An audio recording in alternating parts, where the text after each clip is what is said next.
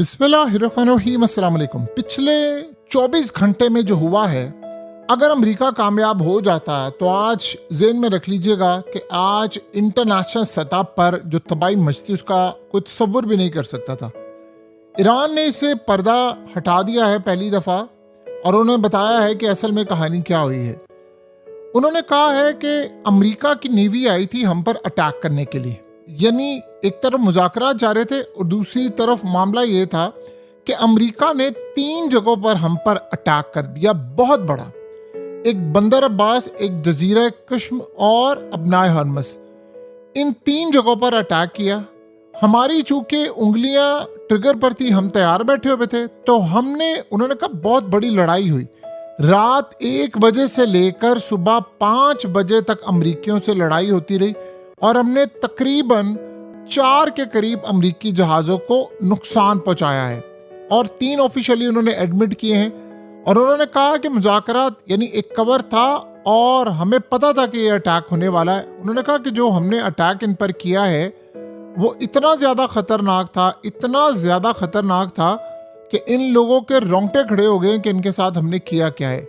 जो सबसे बड़ी डेवलपमेंट हुई है कि उसमें उन्होंने कहा है कि हमने अमेरिका के जहाज़ों को बुरी तरह हिट किया है, आग लग गई है उसमें।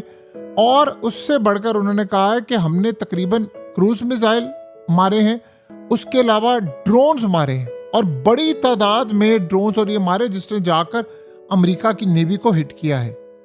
यानी 8 क्रूज मिसाइल और 14 ड्रोन से अटैक किया है। उन्होंने कहा कि जब हमने इनके डिस्ट्रॉयर को हिट किया तो उसमें आग लग गई है, फिर उसके बाद ये यहाँ से भागे। अब ये समझ लें कि ट्रम्प का एक प्लान था कि हम मुज़ाकरात की आड़ में इसको कवर दे रहे थे मुज़ाकरात को, और उसके बाद हम अटैक करेंगे, और अगर ये अटैक कामयाब हो जाता है तो फिर हमारे लिए बड़ा फ़ायदा है। असल में उन्होंने इस दफ़ा जो अटैक किया था वो पिछली तर्ज का नहीं था, वो बड़ा ख़तरनाक अटैक था, क्योंकि वो सारे हरबे तो पहले आजमा चुके। इन्होंने कुछ नया अटैक किया, लेकिन ईरान कहता है कि हम तैयार बैठे हुए थे और इस अटैक को हमने नाकाम बनाया है। चूंकि ईरान का नुकसान नहीं हुआ इस पूरी लड़ाई के अंदर, तो इसका ये मतलब नहीं है कि इस अटैक की जो नौयत थी वो कम थी। उन्होंने कहा कि ये सूरत हाल बड़ी ख़तरनाक हो चुकी है कि किस लेवल पर जाकर ये हमारे साथ लड़ाई करे, और हमने इन पर बड़ा अटैक किया। अब ये जो सूरत हाल सामने आई है कि जी वो ईरान ने MOU और ये सारा कुछ ऑलमोस्ट फाइनलाइज है कि 12 साल तक वो यूरेनियम जो है, पहली तो बात ये है कि अब सुदगी नहीं करेंगे, हैंड ओवर करेंगे, या उसके बाद अगला मामला। उन्होंने कहा ये सारे का सारा मामला झूठ है कि जी वो ईरान के एसेट्स जो हैं वो वापस किए जाएंगे, फ्रीज ख़त्म किया जाएगा, अनफ्रीज इसको किया जाएगा, ईरान के पैसे वापस होंगे, नुकसानात पूरा किया जाएगा, पाबंदियाँ हटाई जाएंगी। उन्होंने कहा यूरेनियम की तो बात ही नहीं हो रही, न्यूक्लियर तो आप भूल ही जाए ना कि उस पर कोई बात होगी। असल में उन्होंने अटैक करने की कोशिश की और ईरान ने नाकाम बना दी है। और इस सूरत हाल के अंदर उन्होंने जो काम फिर ये किया है कि उसके बाद उन्होंने टैंकर को जाकर कब्जे में ले लिया है, शिप को। अब अमेरिका ने एज यूजुअल कहा है कि हमारा कोई नुकसान नहीं हुआ, हम पर उन्होंने अटैक किया, हम बच गए हैं, फलाना हुआ है। असल में उसने सीधा ईरान पर खिलाफ वर्जी का इल्ज़ाम लगा दिया है। देखिए आज अमेरिकी मीडिया को आप ज़रा देखें वो क्या कह रहे हैं। उन्होंने ये कहा है कि ट्रंप इतनी बुरी तरह फंस चुका हुआ है कि ना वो वापस जा सकता है ना आगे बढ़ सकता है, और वो इतना बेजार और एग्जॉस्ट हो चुका हुआ है इस जंग से, इतना ज़्यादा एग्जॉस्ट हो चुका हुआ है कि सारे हरबे उसने आजमा लिए लेकिन कोई रास्ता नहीं हुआ। उन्होंने कहा कि सबसे ज़्यादा मसला ये हुआ है कि ईरान जंग की वजह से अमेरिका इतना वीक हो गया है, इतना ज़्यादा वीक हो चुका हुआ है कि अब अमेरिका की वो जो बर्तरी थी वो सारी की सारी हमेशा के लिए ख़त्म हो गई है। अब आप ये सोचें कि इजराइल जब ये अटैक हुआ है तो इजराइल ने जब कहा है अमेरिका को कि सबसे पहले तो आप हमें इजाज़त दें, अब हम लड़ाई करें, यानी ग्रीन सिग्नल चाहिए। इजाज़त से मुराद ये है कि वो प्रेशर डाले कि आप इस जंग में हैं कि 24 घंटे से अंदर अंदर हम ईरान का पूरा एनर्जी इंफ्रास्ट्रक्चर तबाह कर देंगे, गैस, पानी, बिजली सब कुछ तबाह कर देंगे, और ये फिर सड़कों पर आ जाएंगे। अवाम जब सड़कों पर आ जाएगी तो अंदर से रिजीम चेंज ऑपरेशन होगा। ये वो चाह रहे हैं कि जब सारा कुछ तबाह हो जाएगा तो अवाम सड़कों पर आ जाएगी। वो ये नहीं बता पा रहे कि असल में अवाम सड़कों पर आएगी तो वो ईरानियों को कहेंगे कि आप रिटेलिएट करें। अब इजराइल ने कहा है कि या तो आप ईरान को कह दें कि एग्रीमेंट कर ले, 24 घंटों का टाइम देकर, नहीं तो 24 घंटे के बाद अटैक होने वाला है। और आप ये सोचें कि वो क्या चाह रहे हैं कि जिसमें असल में इसराइल का जो इस वक्त टर्म्स एंड कंडीशन वाला सिलसिला है वो बिल्कुल डिफरेंट है, अमेरिका का डिफरेंट है।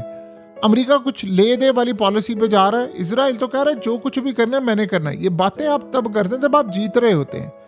इसराइल ना जीत रहा है ना अमेरिका जीत रहा है।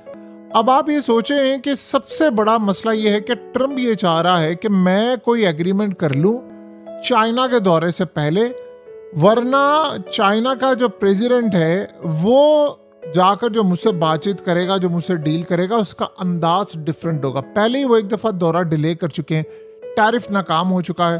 तो अब इस सूरत हाल के अंदर कोई ऐसा मामला, कोई ऐसी सूरत हाल किसी को समझ नहीं आ रही कि अब इसको मैनेज कैसे करना है। अमेरिका इस पूरे खेल के अंदर परेशान है, अपसेट है, और ये बात अच्छी तरह समझता है कि हालात वाकई ही ख़राब हो चुके हैं। अब अमेरिका के लिए जो चैलेंज बना हुआ है वो ये बना हुआ है कि अमेरिका इस पूरे के पूरे खेल में कहीं पर भी नज़र नहीं आ रहा। यानी वो सारी धमकियां जो हो सकती थी, आप ये सोचें कि इस वक्त हालत ये है कि अमेरिका सिर्फ ईरान की यानी जो तजवीज़ अमेरिका ने दी थी उसका जवाब जो मिलेगा उसका इंतज़ार वो कर रहा है। तेल की कीमतें आसमान पर गई हुई हैं, किसी को समझ नहीं आ रही कि कैसे चलना है। ट्रंप ने सोचा था 4-5 दिन के अंदर हम इस जंग को ख़त्म करेंगे, लेकिन अब तो आप ये देखेंगे कहीं पर भी आप कोई काम करते नज़र नहीं आ रहे। दूसरा, ट्रंप को जब ये बता दिया गया है कि ईरान अभी 5 से 7 महीने तक आसानी के साथ नाकाबंदी बर्दाश्त कर सकता है, तो आप क्या करेंगे? क्योंकि देखिए इनका जो एयरक्राफ्ट कैरियर है वो ऑलरेडी तकरीबन 1 साल का टाइम उनको हो चुका हुआ है। एक को आग लग गई है, एक ऑलरेडी उसका टाइम हो चुका हुआ है, और इतना टाइम हो चुका हुआ है कि वहाँ पर लोग बेजार हैं, नेवी बड़ा एग्जॉस्ट हो चुके हैं, वो जंग अब नहीं चाहते। ये कोई आसान नहीं है कि आप एयरक्राफ्ट कैरियर के ऊपर जो लोग होते हैं वो स्पेशल होते हैं, वो आम तरह के लोग नहीं होते। ट्रंप अब दुनिया को कह रहा है कि जी मैं इंतज़ार कर रहा हूँ कि ईरान को जवाब दे। यानी ये सूरत हाल इस वक्त हो चुकी हुई है कि ट्रंप खुद इंतज़ार करता फिर रहा है। देखिए हो ये रहा है कि इस वक्त अमेरिका तो समझ रहे ना मुज़ाकरात कर रहे, कतर बहुत एक्टिव हुआ है। कतर के वज़ीर आज़म से JD वेंस की हुई है मुलाकात, जो अमेरिका के वाइस प्रेसिडेंट है, नायब सदर हैं इस वक्त, और मुज़ाकरात में उन्होंने जो बातें रखी थी अब उन्होंने यहाँ पर भी रखा है। JD वेंस असल में पहले दिन से ट्रंप को कह रहा था कि हमें कुछ चीज़ें मैनेज करनी है, तो उन्होंने कतर को बीच में डाला है कि आप भी ईरान से बात करें। देखिए पहले ये था कि ईरान ने कहा था कि जिन ममालिक पर मैंने अटैक किया है, जो उन्होंने अड्डे दिए, उनसे तो बातचीत करने का कोई फ़ायदा नहीं। लेकिन अब सऊदी अरब भी बैकएंड पर बातचीत कर रहा है ईरान के साथ, कतर भी कर रहा है, और ये काफ़ी ज़्यादा पॉजिटिव डेवलपमेंट है। और ये सारे चाह रहे हैं कि आप ईरान से बातचीत करें कि कोई डील फाइनलाइज करवाएं, हमें यहाँ से निकालें। लेकिन इसकी सूरत हाल क्या होगी, किस लेवल पर होगा? आप ये सोचें ना कि एक तरफ आप ये सारी सूरत हाल बता रहे हैं, दूसरा ट्रंप को आप देखें, उसकी धमकियाँ चेक करें। कहता है ईरान अगर मामला तय कर ले तो फिर तो ठीक है, अगर उसने मामला तय ना किए तो प्रोजेक्ट फ्रीडम प्लस शुरू कर सकते हैं। यानी ये जो 2 दिन पहले उसने प्रोजेक्ट फ्रीडम ख़त्म किया था कि हम लेकर जाएंगे, हमारी नेवी जाएगी और अपना हॉर्मस क्रॉस करवाएगी, सारी चीज़ें बेकार हैं। अब उसको उसने नाम दिया प्रोजेक्ट फ्रीडम प्लस। यानी आप अंदाज़ा करें कि क्या इन लोगों की हालत है, नॉन सीरियस लोग हैं। एक तरफ धमकियाँ और दूसरी तरफ ये, और ईरान आप देखिए वो अपनी एक ही स्मूथ लाइन के अंदर इस वक्त चल रहा है। अब ट्रंप ने करनी जंग बंद थी और उसने किया क्या है, उसने ना रशिया को और यूक्रेन को एक पेज पर लेकर आए हैं कि 3 रोज तक आप जंग बंदी करें। यानी लोग पूछ रहे हैं, वो चूंकि आपको पता है कि उनका डे आता है जब उसने दूसरी जंग अजीम में विक्ट्री डे जो है उसमें कामयाबी हासिल की, तो रूस को उन्होंने प्रेशर डालकर उनसे 3 रोज़ा जंग बंदी करवाई है कि भाई हम आपके साथ खड़े हैं, हम ऐसा होगा वैसा होगा। अब असल मसला यहाँ पर ये हुआ है कि अमेरिका के लिए ये बात बहुत ज़्यादा चैलेंजिंग है, बहुत ही ज़्यादा चैलेंजिंग इस वक्त पड़ी है, जिसका कोई तसव्वुर भी नहीं कर सकता कि अब उनको यहाँ से निकलना कैसे। अब आप ये सोचें कि ईरान ने कहा है कि अमेरिका ने हम पर, हमारे सिविलियन शिप पर हमला किया, हम बदले में इन पर अटैक कर रहे हैं।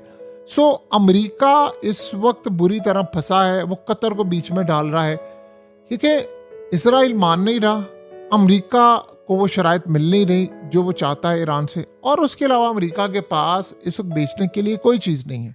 लिहाजा इस सारी की सारी सूरत हाल के अंदर अमेरिका का सबसे बड़ा जो चैलेंज बना हुआ है वो यही है कि अमेरिका इस पूरे के पूरे खेल में आउट है, टोटली आप आउट हो चुके हुए हैं। और यही वो वजह है कि आपके पास इस वक्त बचने का कतन कोई रास्ता इस वक्त नज़र नहीं आ रहा। सो अब देखते हैं कि अमेरिका किस तरह यहाँ से बाहर निकलता है। लेकिन आप यकीन कीजिए, जो ट्रंप के साथ इस वक्त हो चुका हुआ है, इस बंदे का जो हाल है, यानी कोई दुनिया का ऐसा मुल्क नहीं रह गया जो इस वक्त अमेरिका से नफरत ना करता हो। तो इनको इस बात का अंदाज़ा बड़ी अच्छी तरह हो चुका है कि हमारे साथ आने वाले वक्त में क्या होगा।